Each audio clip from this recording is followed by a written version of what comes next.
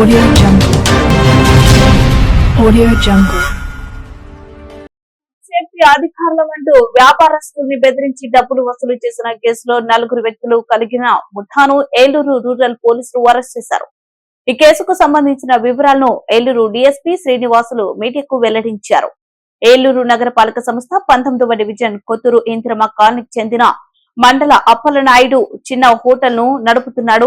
ఇటీవల కొందరు easy money సంపాదనలో పడి విలేకరుల వృత్తులను ఎంచుకుని దాని ముసుగులో నేరాలకు పాల్పడుతున్నారు. ఇందులో ప్రధాన సూత్రధారులైన బంగళ వెంకటదుర్గ ఏలూరులోని లోకల్ ఛానల్లో విలేకరుగా పనిచేస్తుంది.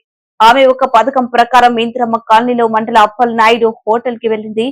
ఆ దుకాణ యాజమాని ఎక్కడా అని అడిగి హోటల్లో అన్ని పరిశీలించి తాను ఫుడ్ సేఫ్టీ అధికారిని, హోటల్లో ఏం సరిగా లేవని ఆ హోటల్ యాజమాని అప్పలనాయుడుని బెదిరించింది. కనీసం లైసెన్స్ లేకుండా హోటల్ ను ఎలా నడుపుతున్నారని, దీనిపై చర్యలు తీసుకుంటామని బెదిరించింది. దీనికి భయపడిన అప్పలనాయుడు వెంటనే లైసెన్స్ తీసుకుంటాను, ఇక నుంచి నిబంధనలు పాటిస్తానని చెప్పాడు.